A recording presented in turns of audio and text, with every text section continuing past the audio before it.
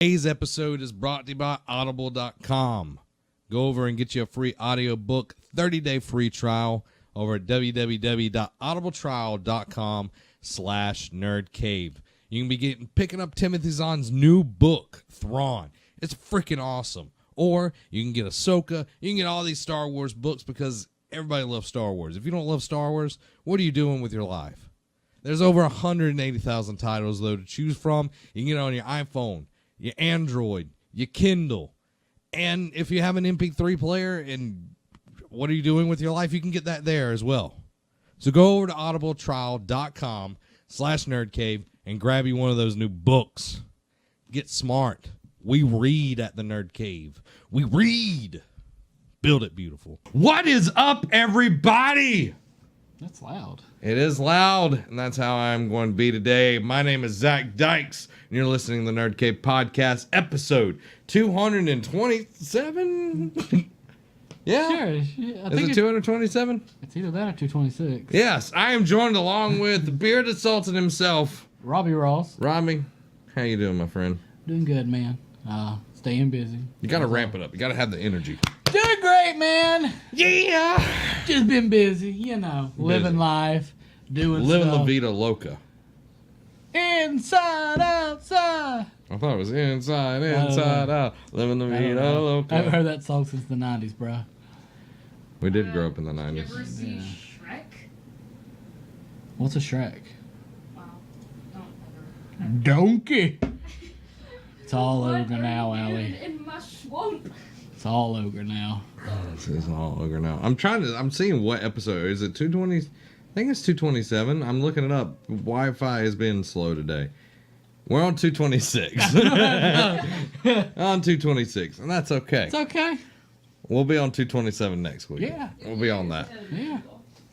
Each and every week, we sit here. We talk about all the nerdy news you need to know. That's all you need to know. That's all you need to know. But you can get all of it early over on patreon.com/nerdcave. Go over there, support us, get the podcast early, get Let's Plays early, get all sorts of goodies depending on what level you support us at, if I can speak. Or you can get it free. If you don't want to toss us those dollars, you can get it free over on youtube.com/nerdcave network. And each day we put out a segment with whatever it is. We have 4 segments and all that good stuff. And then on Friday, we put out the whole thing for your viewing pleasure. And if you're wanting on audio, you can get it over on iTunes and all the podcast services around the globe. And if you really want to do us a solid, if you don't want to pay us $1 and make Robbie holla, Boop, boop. then you can go review us over on iTunes. You could share our videos and get people watching That and also listening. makes me holla. Mm-hmm. Back, y'all. Yeah. Are you a holla back girl? Always and forever. Few times been around that track. No, ain't no holla back girl. Ain't no holla back girl. But you know who is a holla back girl? PUBG. PUBG has formed a new group that focuses entirely on PlayerUnknown's Battleground. PlayerUnknown's Battleground developer Bluehole, which is a horrible name. Oh, wow. They should have just called themselves Blue Waffle. No. Developer Bluehole has announced the formation of PUBG Corp, which is still a really bad name. A subsidiary devoted to the game. Given PlayerUnknown's Battleground global success, we want to ensure that we have the operational efficiency that is required to support the game globally, said PUBG Corp CEO Chang Han Kin, who previously served as Bluehole's vice president. This new structure allows us to nibble as we look towards the expansion of strategic business opportunities that include the game's potential in the esports sector and growth of PUBG as a true global IP franchise. In an effort to create more centralized points of contact for players around the world, the newly formed subsidiary has opened an office in the United States with locations in Europe and Japan to follow. Alongside the announcement, the South Korean developer revealed PUBG has now sold over 13 million copies. It's a lot of copies. Now, just a month ago, that was 10 million. Like, each week we talk about it hitting a new. Like, last week I think it was 11. Like, PUBG is doing great things. I cannot wait till it comes to the systems. I can't wait to get in because I know me, Luke, I know we've talked about it. Like it seems like it's going to be so much fun to play, and I can't wait to get my hands on it. Yeah. And nibble myself. Nibble on it. It's nice to see that they're focusing on their success and doubling down on it.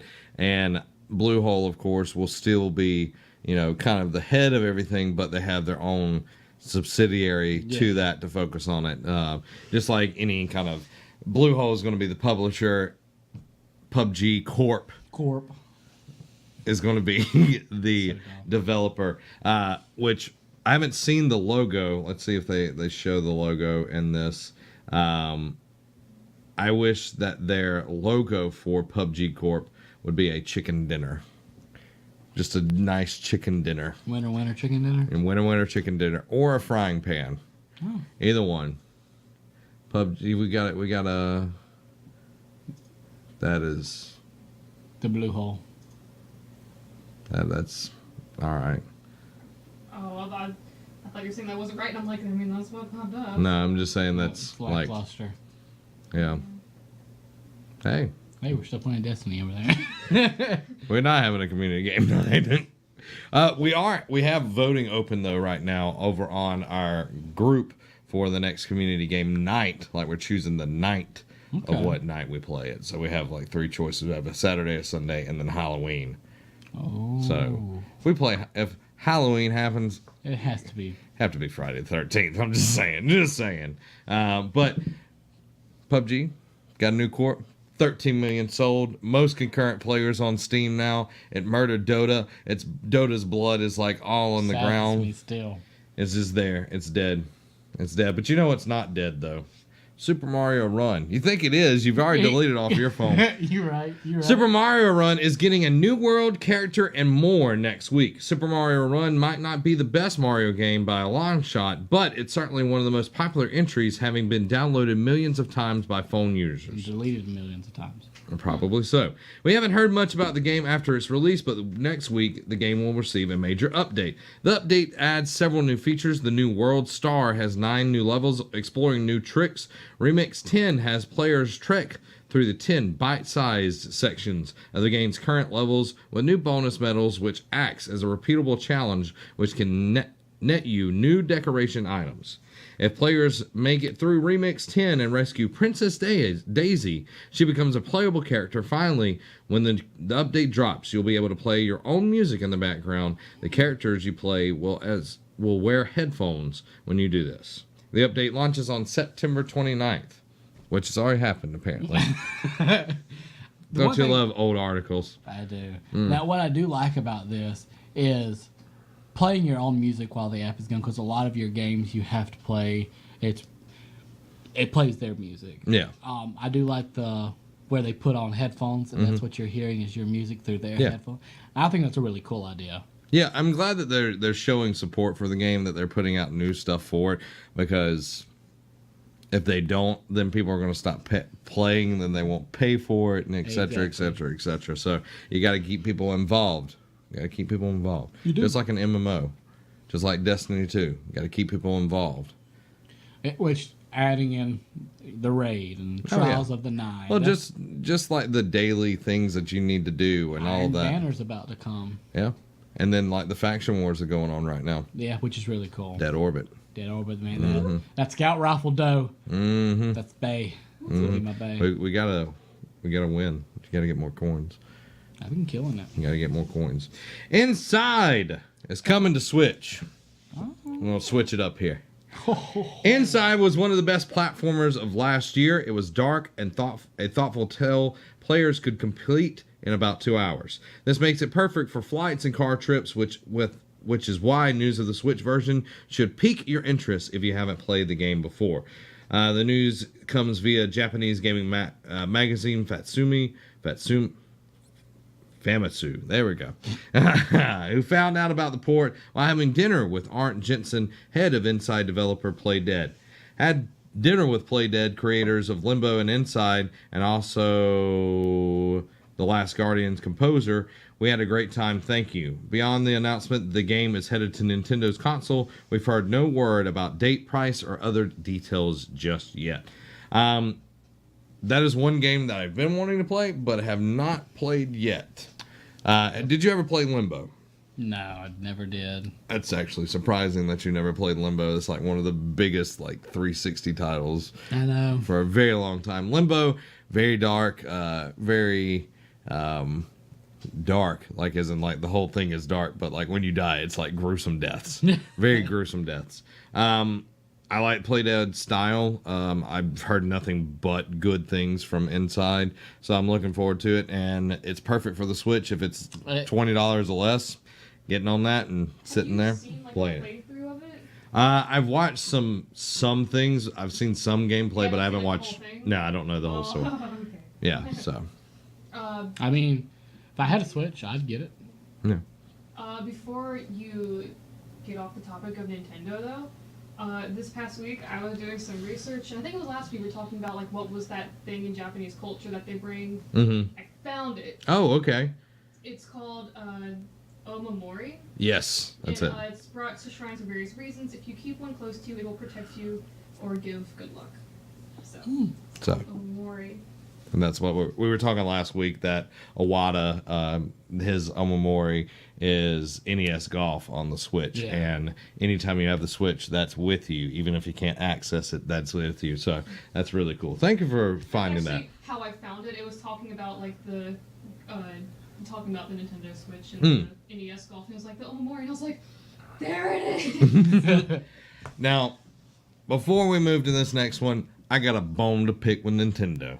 Pick it. I got a bone to pick with Nintendo. Now, Nintendo's been doing a lot of good things lately, but I got an email from Nintendo, and that's a crazy statement to say within and of itself. Got an email from Nintendo.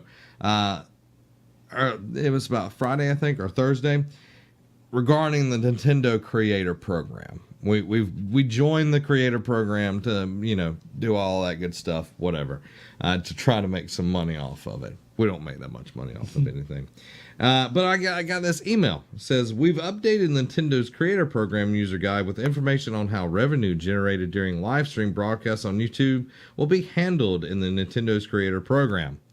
I'm like, okay. How's it being handled? Yeah, it's like, okay, all right, what you got going? Live streaming on YouTube falls outside the scope of Nintendo's Creator Program. This means that you cannot broadcast content on YouTube Live from the account you have registered to the Nintendo Creators Program. Please check the user guide details. So, what they're saying is, you cannot stream our games on YouTube Gaming or anything live streaming on YouTube, or we will ban you. There have been people being blocked. Their live streams, if they're playing a Nintendo game, have been blocked if they're part of the YouTubers, the Nintendo's Creator Program. See, every time Nintendo does something where they take two really good steps forward, they always have to take one step back. Well, and we got the SNES crap going on right now with people scalping, and there's not enough, and some places have more than enough. And I had a friend of mine, he bought 5 of them. He's like, got all this for super low amount. He's like, time to sell them for $500 a pop. And I was like, dude. I mean, trying to make a profit, but...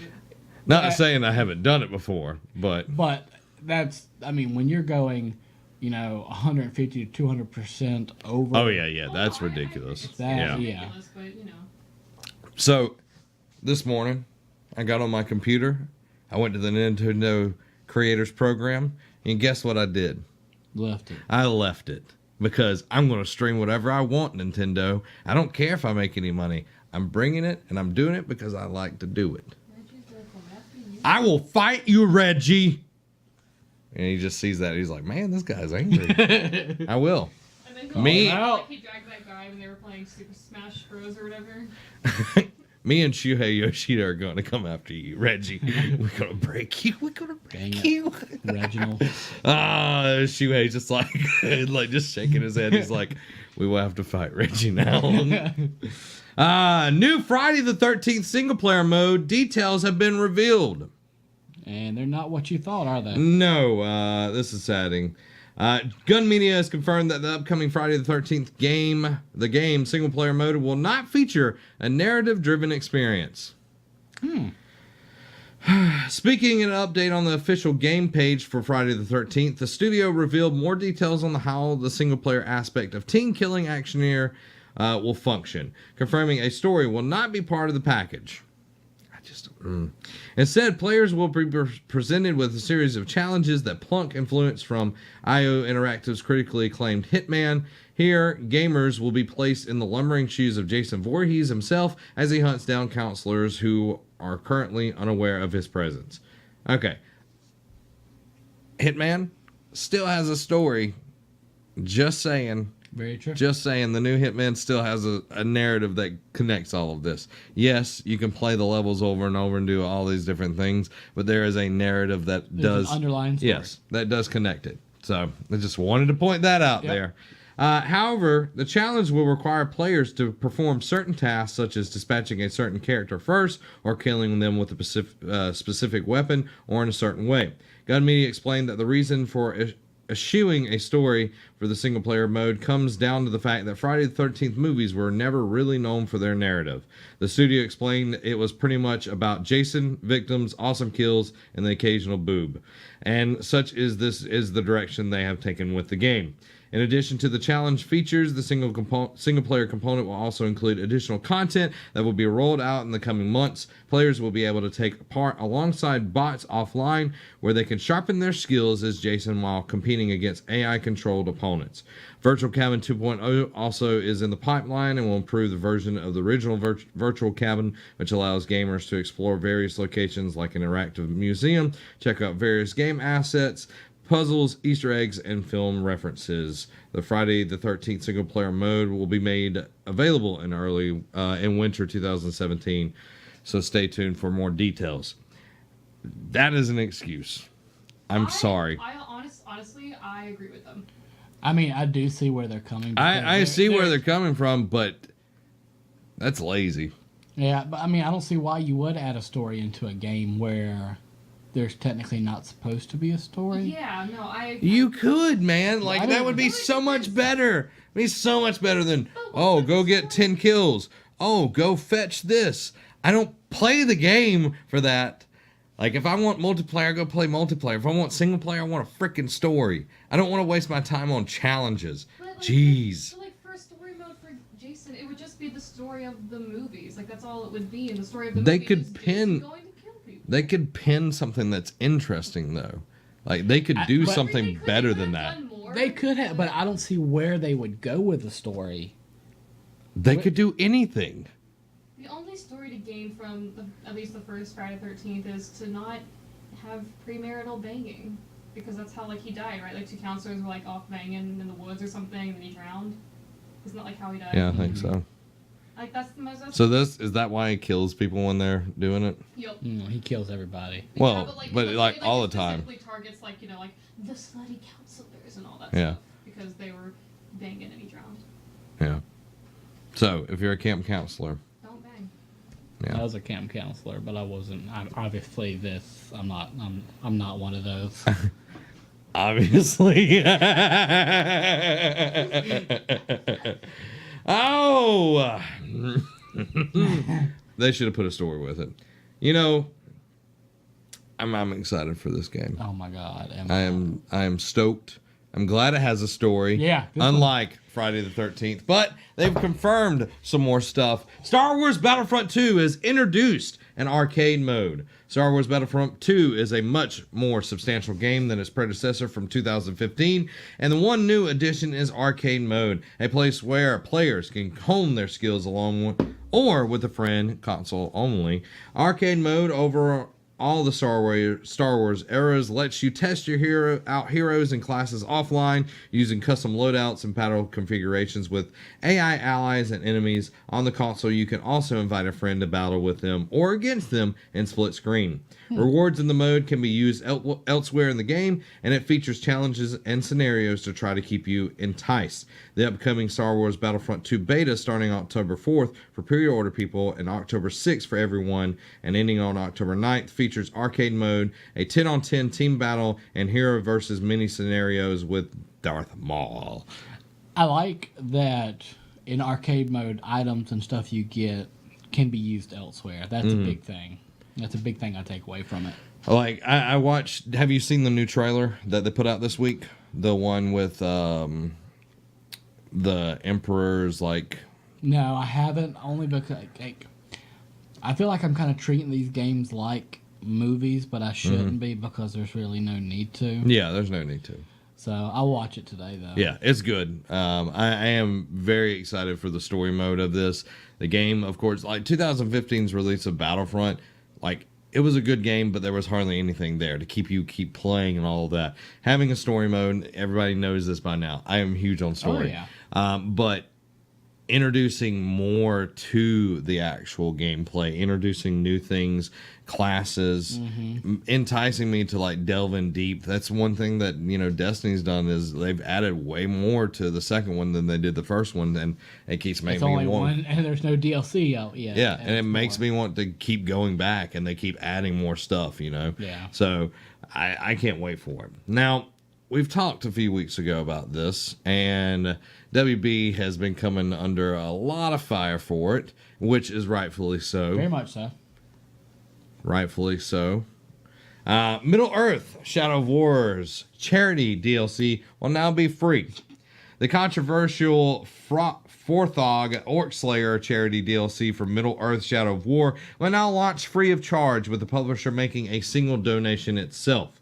WB Games revealed that news in the blog post on its community announcements page. The DLC was initially paid for, with the profits going directly to the family of Michael Forgy, and the executive producer on Middle-earth Shadow of War, who sadly lost his battle with cancer in 2016.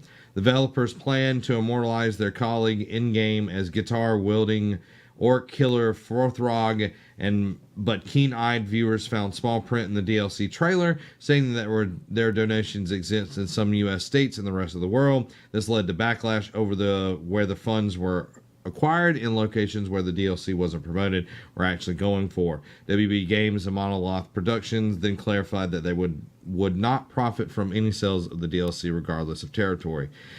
So I'm glad that they're finally. They should have done this the right way to begin with. Exactly. Like they knew that this was going to happen. This could have been such a great thing if done right. If they would have just been like, "Hey, here's this in remembrance of what's his name." What's his name? Wow, Michael Forgy. Yeah. Oh, what's his name? Man.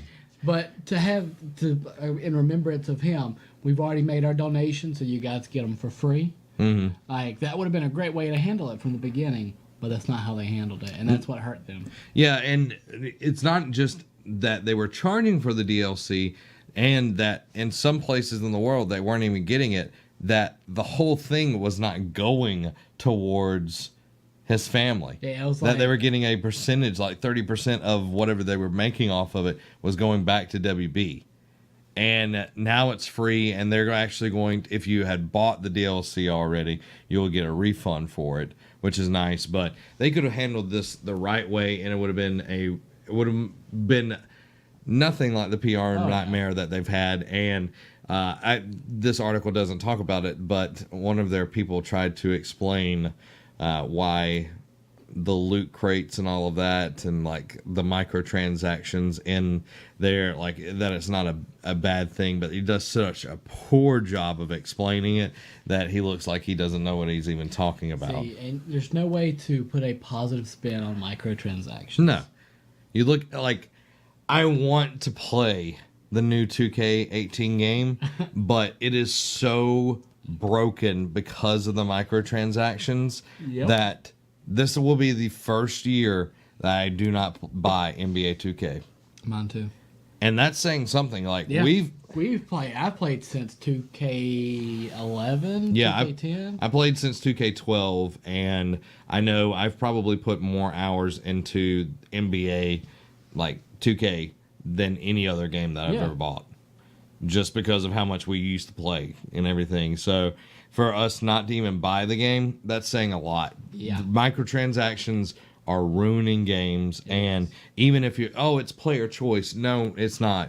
You are making it where you are focusing on people that have addictive natures in their personalities, and for people that don't have time to get good or whatever. Like, you have to put in so many hours to even be relevant in these games that it's ridiculous. Yeah, because you could have me who puts in, 100 hours into getting my character, to be where he's okay. Mm-hmm. And you have a guy who's just played 15, 20 minutes and he just dropped $100 on the game and he's right there with me. Yeah. Well, and even like some of these games, like if you spend a bunch to like get loot crates or whatever, loot boxes, that if you spend a lot of money, the drop rate of good things goes down exponentially. Like, so it keeps making you want to spend more money. Yeah. So it's not a good system. It is a system that is benefiting the publisher and not the gamer. And that's why I have a big problem with it. Oh, yeah. You know what I don't have a big problem with? Skyrim. Skyrim Special Edition is getting a new survival mode. The Elder Scrolls V Skyrim released in 2011, but Bethesda's reignited players' love for the game and reached a new generation through Skyrim Special Edition last year.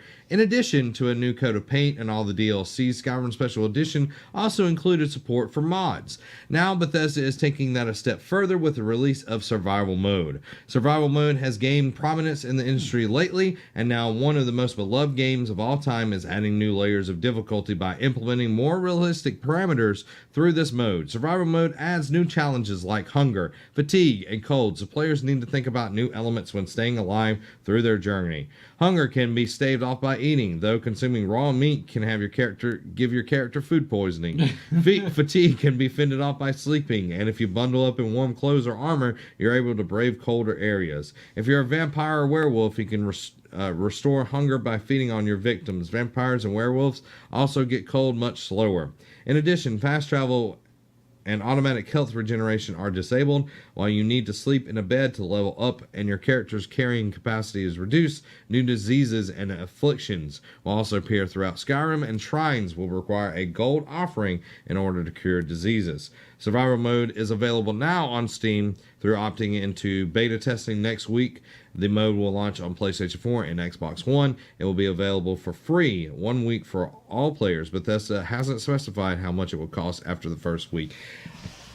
Now, that sounds super cool to me. Yeah, it does sound cool. But I'll read this again. Bethesda hasn't specified how much it will cost after the first week. It shouldn't cost anything. The Creator Club, we just talked about microtransactions. The Creator Club that Bethesda has made, by God, kill it now. Yep. There's been even people that have made a mod so you don't see the Creator Club in Fallout or Skyrim or anything. Really? Yes, they've taken it where it's off the menu. That's saying a lot right here. Oh, yeah. There are better mods that are free than the stuff that's on the Creator Club. This does sound cool, but this also sounds like another game. What game is that, Zach? Breath of the Wild. I was just about to say that, and then I was going to say, have you seen any of like the Breath of the Wild mods people have been doing? I haven't seen any of that. Oh my god, they're so like it really is becoming like the new Skyrim of mods. Like someone like made one of like there's like a Thomas the Tank Engine like horse thing, so someone's like that's a big horse, but it's just Thomas. And then they made one of the Hinoxes, they made it Shrek, so you have this gigantic Shrek ogre chasing after you. Oh god. Someone had it was like I think it was the Master Sword was like a diamond sword from Minecraft, and their shield was just SpongeBob. What? But Yeah, but this survival mode sounds just like Yeah. yeah, like you were Breath of the talking Wild. about the food, and The hunger and all of that. Just like the warm clothes, and I was like, because I was playing Breath of the Wild this morning, and I was just like, I'm so like Breath of the Yeah, Wild. just like it, because the only thing they didn't add is breakable weapons. Yeah. You know what I mean? Like, that would have been the next thing. Like I said, I still like the idea of it, in a Skyrim universe. Yeah. But, like you said, it should be free. Yeah, especially if these people have bought the freaking game, and then it has all the DLC and all of that. For 360, and now you've had to buy it again for Xbox One. Yeah, and it should have all the DLC. That's the way it was been toted, and you get mods and all of that. One of the mods that I did see this week that was actually really cool, since we're talking about Skyrim, they have a new mod now that you actually can play 2-player in Skyrim. Oh. Yeah, so like me and you could play together, or you could join the Stormcloaks and I could join the Imperials, and we could go against each other the whole game. So it's like even like a little PvP mode type deal and everything. That would be cool. So that was an awesome mod that I saw. But, you know, giving people that taste, you know, some people like the harder difficulties and everything, but not having it free, I have a problem with that. You know, and I understand people are working on this and all of that, but you have got so much money out of Skyrim. Did I hear something about a wife beater? No, the original light beer. That's a commercial. Like, the original wife beaters are like, are you talking about tank tops? So if you want it, try it out for free. And if you don't like it, then don't pay for it. Don't pay for it. Now, one thing that I'm going to be paying for later this month. All three of us will be paying for this. Learn about Egyptian history in Assassin's Creed Origins. Assassin's Creed Origins will get an educational mode early next year called Discovery Tour by Assassin's Creed Ancient Egypt. Ubisoft says free update will let players... Free update.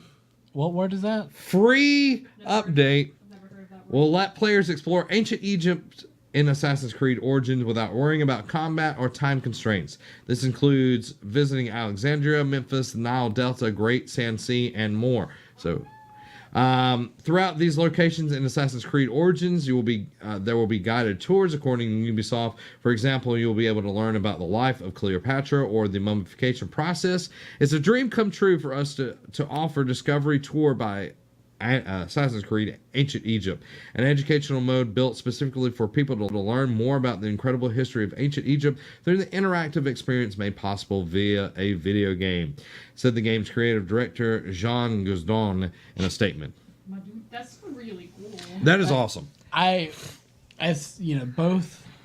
I like we like to learn people something every now and then, and I think this is a great idea. Yeah, I love it. And, you know, Egyptian history has some really, really cool things. Because I know, you know... I remember sitting in 3rd grade watching documentaries. That was the coolest thing. Oh, yeah. Like, I'll still go watch, like someone's unearthed a tomb. And, you know, you go and watch all this stuff. And, you know, even listening to Rick Riordan's books and in video games, there's always lessons to be learned about ancient societies. And, you know, I think having just an educational part of the game in general is just phenomenal. Yeah, and I think that's one of the great strengths that Assassin's Creed has always had is that they go back in time and they're letting you explore these amazing locations in that time period, and they're finally branching out to something that I think they could have done a long time ago. But now that they're focusing on it, I think it will be a really cool tool.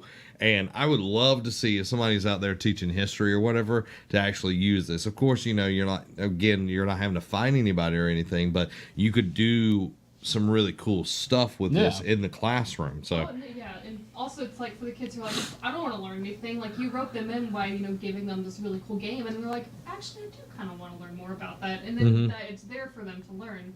Because all the other Assassin's Creed, they're not exactly the most historically accurate. I'm doing air quotes. oh yeah, they are. What are you talking about? Yeah, Revolutionary War was spot on. I mean, like, you know, the whole assassins thing. What? Assassins are real. Actually, they were real. Templars and all those good things. But no, don't tell me it's not real. Apples. And oranges. They technically were real, like back during the Crusades and all that stuff. But actually, I actually learned a good amount about the Crusades playing those games. Oh yeah. So like whenever I was taking, there was like a world religion class in high school. I came to the Crusades and I was like, oh my god, I know all this. Video games taught me something. You know what video games have taught me?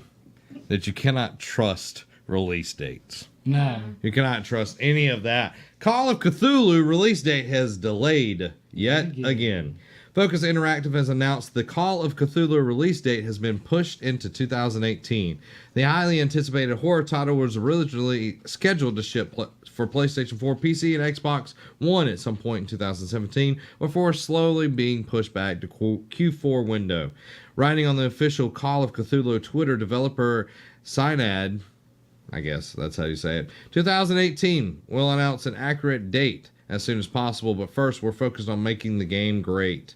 Have a nice day. The upcoming horror title is based off H.P. Lovecraft novel and the role-playing game of the same name, and sees private investigator Edward Pierce snooping around the spooky Darkwater Island in Massachusetts as he attempts to uncover the mystery behind a grisly murder. Call of Cthulhu was originally developed at Frogwares, who are best known for their work on Sherlock Holmes title. Production then switched to Sanad in early 2016, who confirmed that the game would marry both RPG and stealth elements in a semi-open world, punctuated by the occasional dose of psychological horror. I'm excited for this game. It looked really cool at E3 this past year. Yeah, it was at E3. Like you said the name, I'm like, I don't remember this Yeah. name at all. Yeah, I can't remember what conference it was shown at. It had a really cool trailer to it. I don't know. Your memory must be bad. I mean, it has been bad lately. I'm fine with things getting pushed back to be better, but stop giving timelines if you don't have the game almost finished. For the love of God, Especially when it's not finished, be vague. Be like, oh, it's coming out, in this general time frame. Not like, oh, expected by October. Yeah. Or November. This month, date, hour, minute, second. Yeah, and I think a lot of this is because of the publishers want to get those early pre-orders, get money to start coming in, and that puts the developers in a very bad position, but then they have to push it back and everything, but they've already got that influx of cash right then and there, and the publisher's fine with it getting pushed back. Yeah. Because they've already got money. So that's what I have a problem with. Oh, yeah. But looking forward to it. The gameplay, like everything that was shown in the trailer and everything, looked really, really cool. So I'm looking forward to actually getting to play that game. Now, back to the Switch, and back to one of my favorite companies, thankfully, that has made their engine much, much better. Telltale Games' Nintendo Switch is a perfect match for the studio. What? I can say I know what you just You know thought. what I'm thinking. If recent comments from Telltale Games are any indication, Switch owners can expect plenty of support from the adventure game developer for Nintendo's console in the future. Nintendo Switch is a perfect match for Telltale. Creative Communications head Job Stauffer told MCV at Gamescom. According to Stauffer, no series is out of the question for a Switch port, and the studio is looking backwards and forwards in their portfolio when considering what to bring to the platform.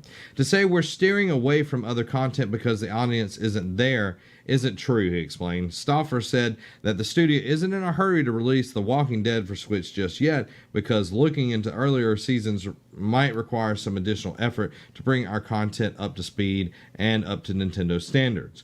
Minecraft Story Mode, The Complete Adventure, was released last month for the Nintendo Switch, and both Telltale's Batman and Guardians of the Galaxy were recently confirmed to come to the platform. Stauffer said the first season of Batman will likely be the next title to come to the platform, with Guardians of the Galaxy and the second season of Minecraft Story Mode expected to follow sometime thereafter. Apparently there are several plans, and the company is also working on the second season of Wolf Among Us. So Now, these glad games, there's no camera on her. we can all be thankful for things like that. The small victories in life. But this is like perfect for the Switch. Because, I know sometimes, like you said, playing Destiny on your on the Vita and stuff like that. I know sometimes games can be harder to play on those type of games, especially if you're playing it, like the Vita is set up. Like if you're playing with the Joy-Con. If they get rid of these touchpads everywhere, it'd be much better. But I think coming to the Switch is very good because it fits into the style of play of what Nintendo is. And I could see you having those glamour shots with it. Like a Phil Collins album. But with this coming to Switch, I think it's just it's a beautiful meld of what could be perfect. Oh, I agree, 100%. I did pick up my Vita, my wonderful Vita, it is so small compared to the Switch. Like, Yeah. I picked it up and I'm like, God, this thing is little. Like, it is so small, but I still love it. You still love it. I still love you, Vita. Continuing on with Nintendo, the Wii Shop channel will close in 2019. The Wii Shop channel, the digital storefront for the Wii, will be closing in 2019. Nintendo made the announcement today, revealing that users will no longer be able to add Wii points to their account starting March 27th, 2018. The shop has been open since 2006 and introduced the world to Nintendo's popular Virtual Console initiative. However, by 2011, the Wii Shop was largely overtaken by Nintendo's eShop, which is also functioning as the Switch's storefront for the digital purchase as well as the 3DS. According to the press release, users will still be able to re-download purchases and use the Wii System's transfer to transfer data between the Wii and the Wii U for the foreseeable future. And apparently they are, once it closes down and you have unredeemed Wii points, they will eventually give you a refund. Oh, eventually. Yeah, eventually. Eventually. You know, they have heard the Nerd Cave podcast and they know not to put a date on anything. It'll be like when you're like 50, you've totally forgotten about it, and you're like, you get like a little notification on, I don't know, like your brain phone, because we'll probably have that by then. It's just like, hey, those Wii points, here's your refund. Like, What? What's Wii points? So there you go. There's all the gaming news. Now, let's jump into the movie and TV news of the week. I heard about this earlier this week, and it made me way more excited than I should have been. Robert Englund wants Kevin Bacon to play Freddy Krueger. Veteran horror actor Robert Englund has said that he wants Kevin Bacon to play Freddy Krueger in the next Nightmare on Elm Street reboot. While there are still some fans who continue to wish that Englund himself would get back under the Freddy makeup one more time, the now 70-year-old horror icon has made it clear that he's done playing the character. That said, Englund obviously still has a lot of love for the enduring franchise he helped create and would like to see New Line's next attempt at reviving it turn out well. Both the Freddy character and the Nightmare on Elm Street franchise have lain dormant since director Samuel Bayer's 2000 remake of the original film, which starred Rooney Mara, the girl with the dragon tattoo, in the role of Final Girl, Nancy and Jackie Earle Haley as the new Freddy. While many fans found things to like about Haley's portrayal of the Springwood slasher, the film itself was a critical dud and went over terribly with the series' diehard fan base. While the remake performed well, the franchise earnings of $115 million on blah blah blah blah blah blah. While he himself has never had anything bad to say, so he wants Kevin Bacon. I'm good with that. I think Kevin Bacon is a good fit, not because I like Kevin Bacon as an actor, but because if you look at Kevin, like his build and like his face and everything, I feel like he would make a very good Freddy. We've seen him in serious roles. We've seen him in comedic roles. Mm-hmm. We've seen him in everything from Footloose, Tremors. I mean, just a tons. The Invisible Man. So I mean, he's been in those suspenseful movies. So I think he could do well in this, and I think he could take the role. And I think Robert would be very proud of the portrayal that Kevin Bacon would do. Like, this doesn't even look like Freddy Krueger. Yeah. I don't know what that is. That looks like a bad mask you got out of Walmart.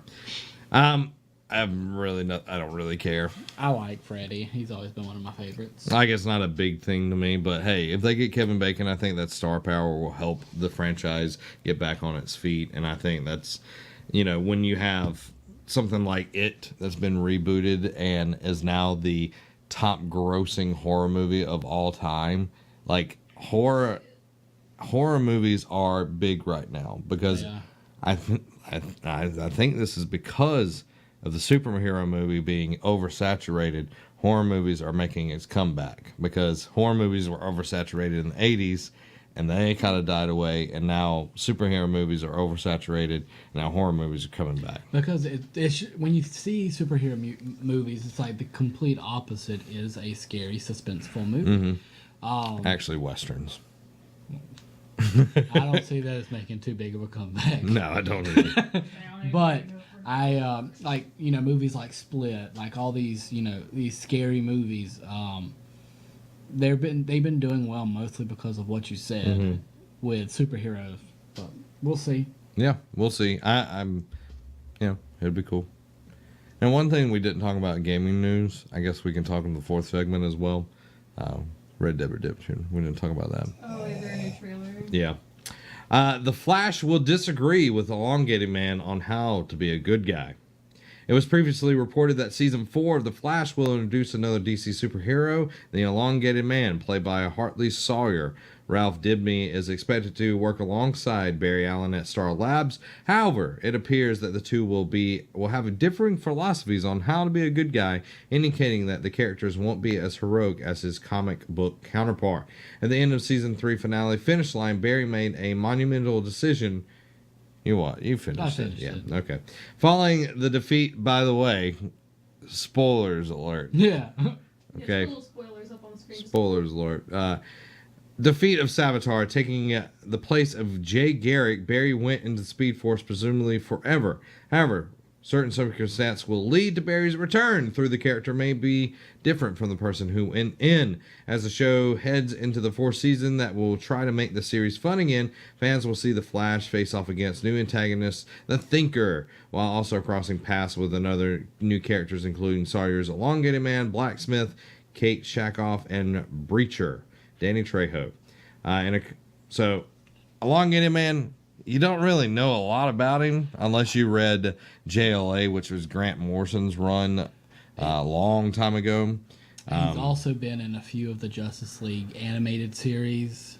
Justice League Unlimited, I believe, is what he was in the most.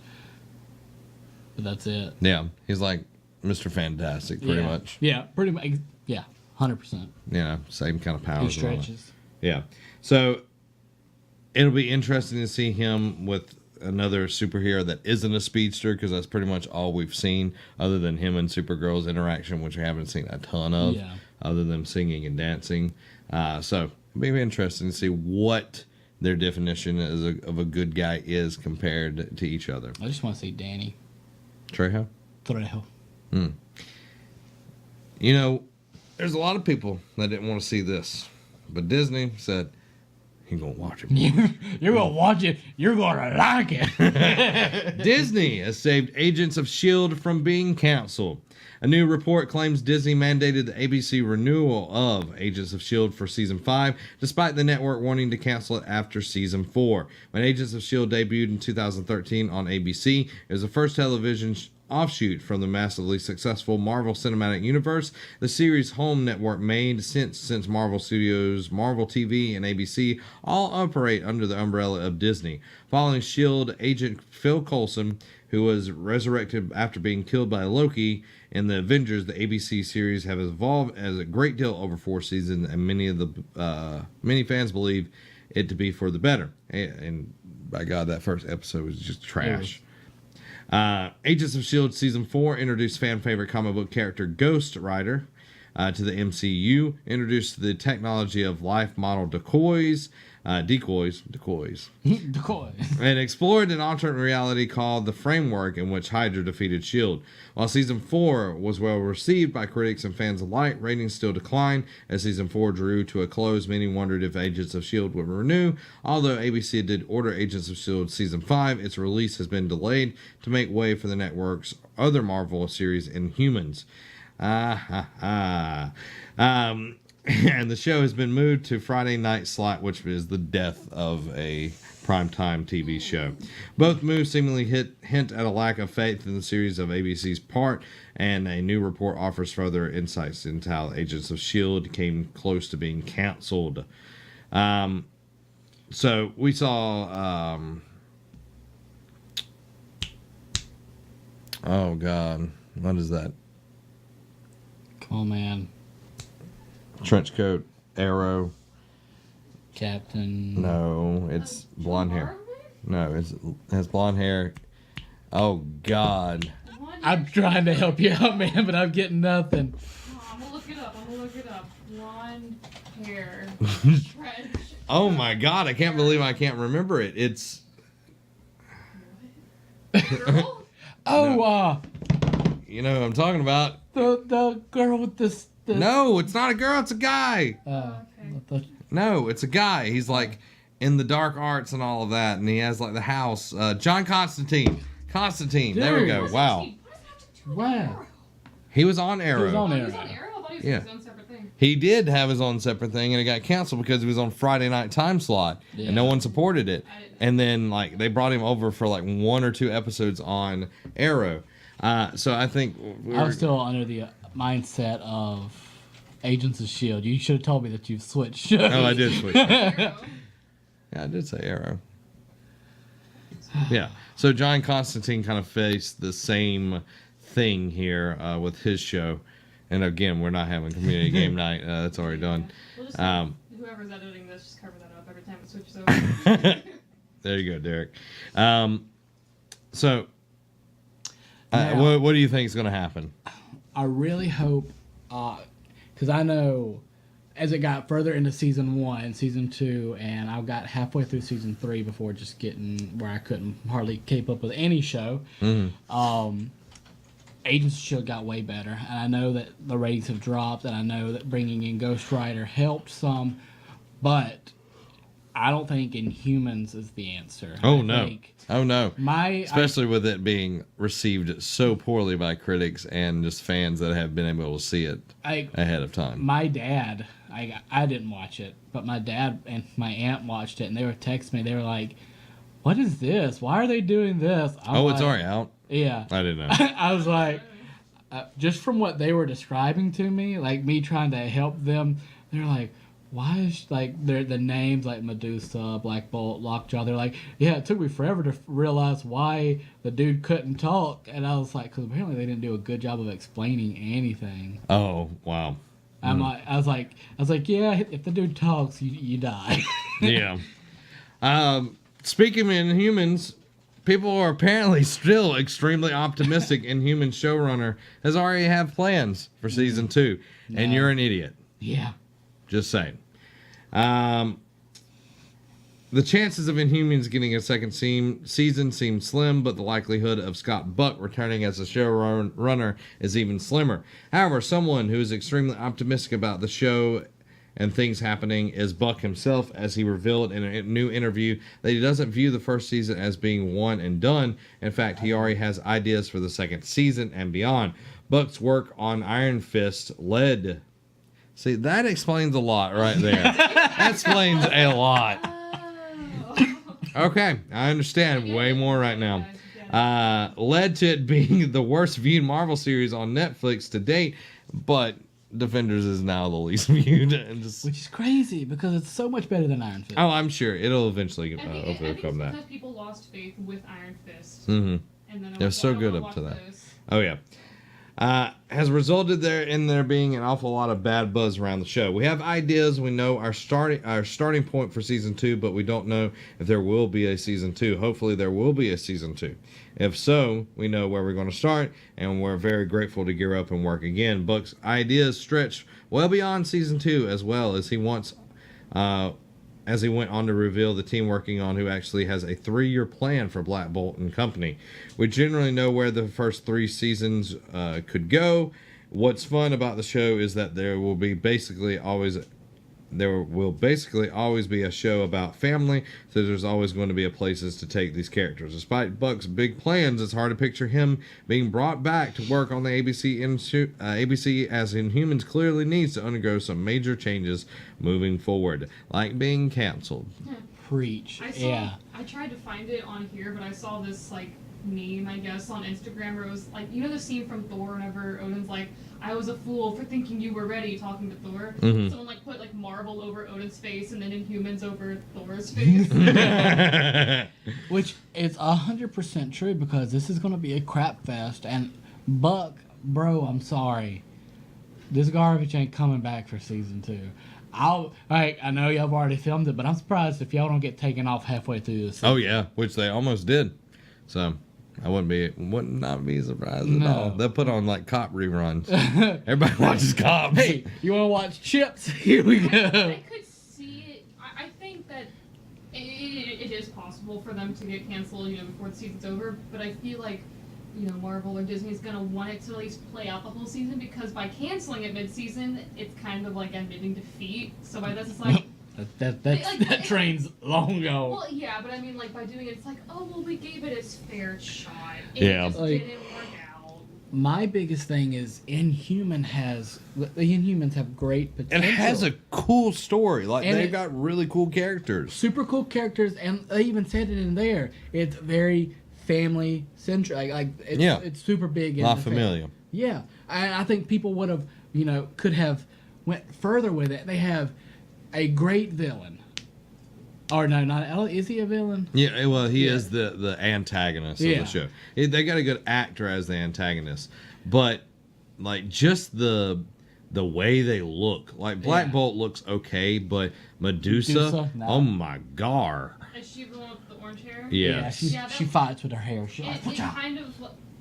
It looks like at least the hair part looks like a bad wig from a... oh, it is a bad wig. I mean, it is a bad wig, but I'm saying, like, it's that really, like, oversaturated, very plasticky, like, Party City kind of wig. Yeah, they probably did get a Party City, poor people.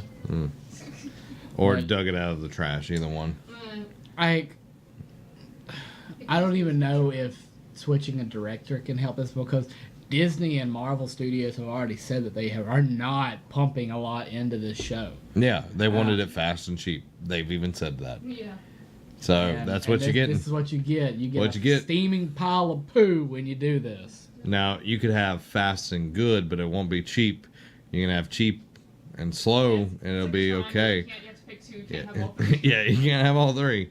So, but you know what is going to still be good, and what, Derek Daniel just ruined story elements from the last season since I haven't freaking watched it. Uh-oh. Arrowverse Crisis on Earth X. Earth 10 crossover give it to will me. include Prometheus X. Prometheus may be dead, thanks Derek for ruining this, but the Arrowverse writers have found a way to bring the character back in the form of Prometheus X.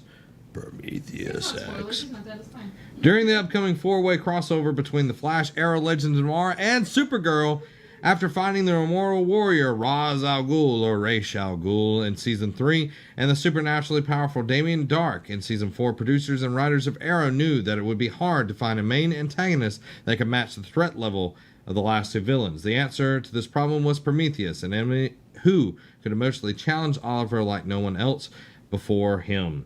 Using psychological warfare, Prometheus nearly broke Oliver. After being unmasked as District Attorney Adrian Chase, I'm glad I got to that part at least. Thanks, Derek. That would have sucked. Most of his plans were eventually thwarted, but in the end, Prometheus still got what he wanted by committing suicide and possibly killing several of Oliver's friends. I don't like you, Derek.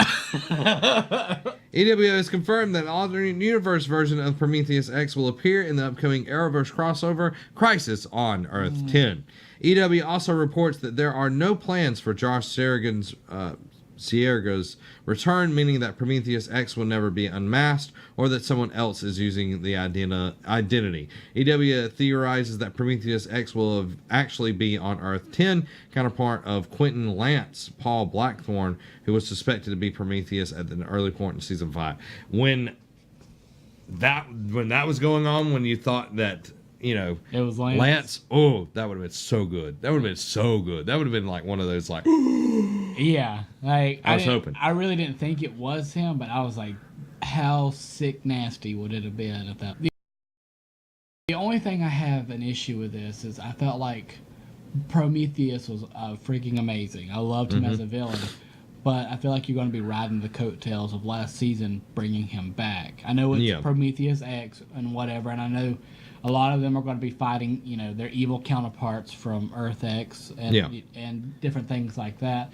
So, but I'm hoping that that's not going to be the huge main attention of this next season is Prometheus, because we got a lot of Prometheus. I love Prometheus, but I felt like that's ran its course. I think it's just the crossover event You think so? Yeah, I think we're getting somebody else in this season. I'm sure. Yeah. like I'm sure, because each season has been somebody different as the main villain. So I'm looking forward to it.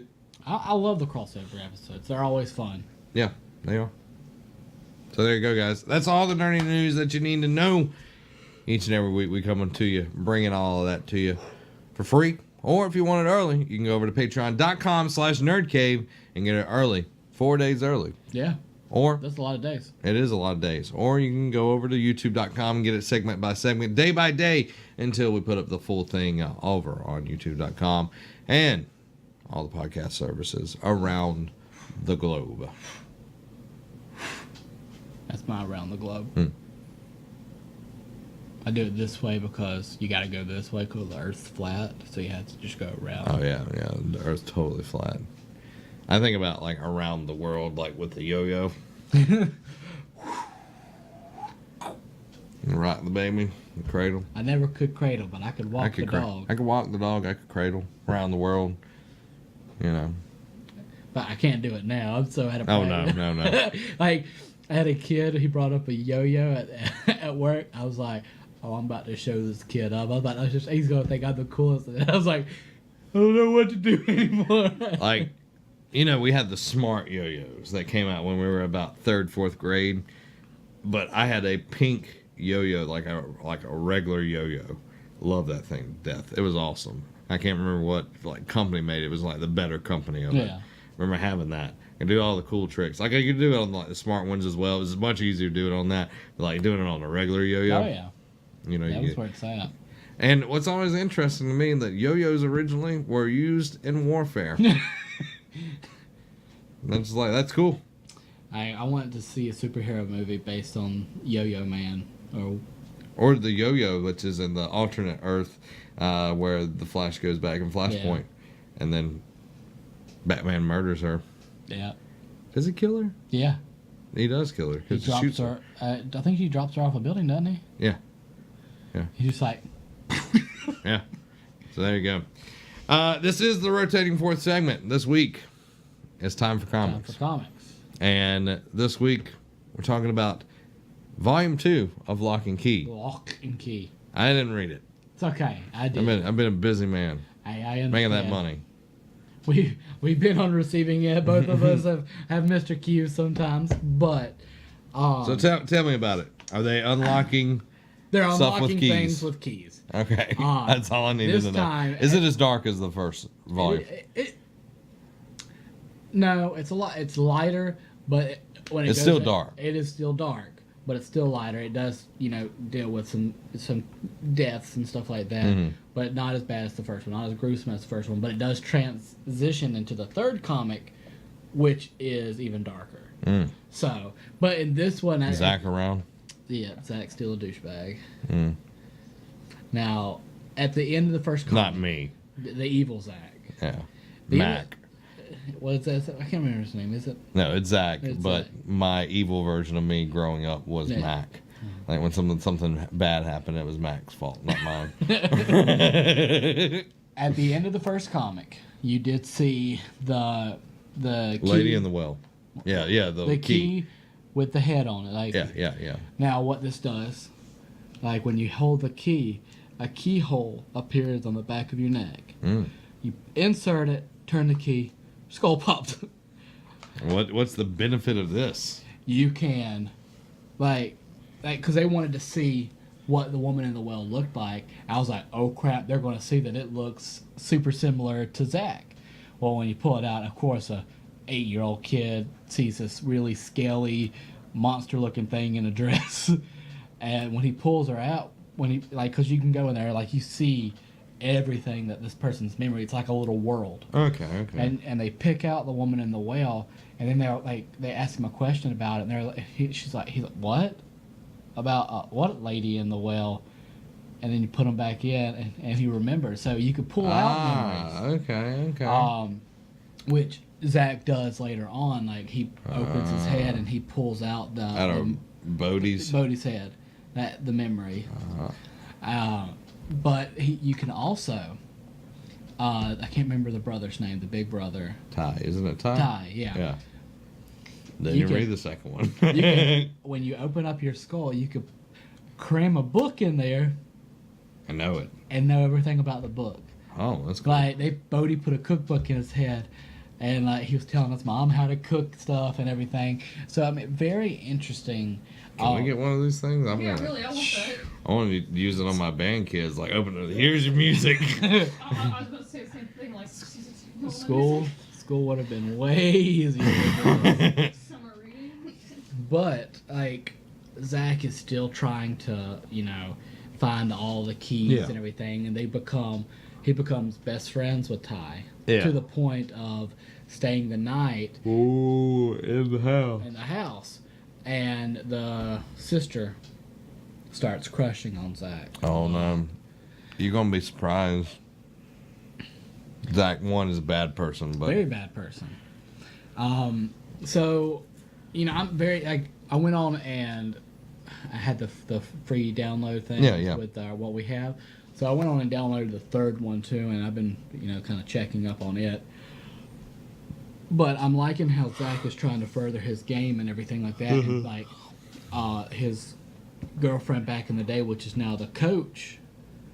Okay. Like he's moved in with her, and she's like his aunt from out of state and everything. Okay, so Zach, which was Lady in the Well, dated the coach. Like you're introduced to this professor. Professor X? I wished it was that cool. But you're introduced to him, and like Zach goes to school with him and everything like that, and he sees the kid, he's like, this guy looks just like, and it's like a flashback of this guy as a kid, and Zach looks exactly the same. And so he's trying to figure it out. Well, Zach sees that he remembers him and does kill him, because he has the key that you open a door and you can go anywhere you want. Yeah. And it's just, it's crazy how things are unfolding, because like when he goes back into the flashback, you do see that she is like they dated and everything like that, and when he had all the keys and everything when they were younger, like she keeps trying. She knows how evil he is, but like she'll go to kill him. Like she'll have a knife and go to stab him, and then a banana will be in her hand, and like he had put, when he had opened her head, he had put something, himself kind of like in there to keep her from doing things, to be more subjective to him. Wow. So instead of killing him, she'd be getting ready to stab him with a banana or something like that. So it's like a safeguard to protect him. He's like the worst of the worst. Yeah. So this, no pun intended, this one plays a lot of head games. So I've very much enjoyed the second one. So what's the book for this month? I picked last month, so if you want to pick this month, we can go with this one, or we can change it up a little bit. All right, Either one's fine with me. I'm going to do Southern Bastards Volume 1 for this month. Bastards. All right. Southern Bastards Volume 1 by Jason Aaron. It is a amazing book. It details like it's based in Alabama, and Alabama, most of the southern states where it's very southern, is all about football. And this guy had left. His dad was the sheriff of this town for a very long time. He had left and went to war and everything, and then he comes back after his father's passed away to like get the belongings and close up shop and everything. And he finds out that the local high school coach is pretty much running the town on fear and everything, and it is very, very cool. Like I enjoyed the mess out of it when I first read it a few years ago, and I think you will really like it. I've heard really good things about Southern Bastards, so it has been something that's always piqued my interest. Which now that we have a segment of the show, it gives me more reason to be able to go and read comics. Yeah, and this one, it's definitely a little bit graphic at times, but it is very, very good. If you write Thor, God of Thunder, he wrote Thor, God of Thunder for Marvel for a very good while, and it was one of the best runs of Thor. But Jason Aaron is phenomenal in this book. So there's three volumes out right now. they're getting to start publishing the new ones. That's the thing about this one. It's like it's out sometimes and it's on schedule, and then it won't be. So, but now you've got it where you actually can get it, and it's all collected and everything. Yeah. And the art style is very, very interesting. It's just kind of this harsh look to it. And I enjoy the book a lot. And it growing up in the South where football has It's dominant. Dominant. They get the most support and everything out of most schools and all of that. And everybody that's on the football team thinks that they're the cream of the crop and all of that kind of stuff, and how everyone just acts towards football. Like, you can definitely tell that this guy, he grew up in Alabama. Yeah. Like, I want to actually say he's from, I'm trying to think where Jason Aaron is from. He's from Alabama, some place, I can't remember. He says in the very beginning of the book where he's from, but you can see the artwork right there. Like, it's very, very, like, harsh looking. It's not, like a realistic book like a Jim Lee or something like that, but it lends so well to the story of the book and everything. So that's the book for this coming up month, everybody. Next week is We Read, and we'll be finishing up Trials of Apollo. And boy, was there some twisty things I did not see coming. Oh yeah, I'm excited to talk about that with you. The second book's out now. Yeah, so I did see that. yeah, we'll have to be talking about that. But that is that. And then the next week after that is the Animation Superstation. We're doing, what is it? Fate Zero. Fate Zero, okay. And then since we missed last week on shout out to Netflix, we'll be doing the Defiant ones. Yes, we'll talk about that. It's a 4-part series about Dr. Dre and Jimmy Iovine and their musical careers and becoming some of the biggest names in the music industry. And it is a phenomenally shot and well put together documentary that I think, even if you're not into music or if you're not into documentaries, it's done so well that it's very entertaining and you're always wanting to know more, and it even makes you want to go create something. Like, that's how, like, this documentary makes you feel at the end of it, that it like you want to go create something, you want to go do something that makes you better and all of that. So that's the schedule for segment 4. So next week is the last half of Trials of Apollo, so be finishing up that book. We'll be talking about it next week, and we're gonna have lots of fun. There you go. That's it. Episode 226. 226. We kicked that pig. Yeah, we Ain't that kicked right, it. Allie? So many pigs' lives lost in the making of this. We don't kill them. We just kick them. We just kick them. Well, if you kick them enough times, it's gonna kill them. Well, we're not saying we're kicking the same pig. We bring in new pigs each week. Okay, well, you didn't No specify pigs that. were harmed too much in the making of this podcast. Just a good sort of kick. Pigs were, fatally wounded in the Well, a little bit of a love tap. Oh, last thing. Let's talk about it. Red Dead Redemption 2's Oh, yeah. trailer. So I'm guessing he's a bad guy in this one. Yeah, we're in the gang. Yeah. We're in Dutch's gang, and it looks like that this is John Marston has already left the gang. Like, he's nowhere to be found. Mr. It's like, Marston. hashtag, oh. Yeah. So he's left the gang, and Dutch's gang is to the point where they're being hunted. They're being trying to be found and everything. And the guy that you're playing in this is kind of like the debt collector for Dutch. Yeah. So he's tracking down people that owe Dutch money.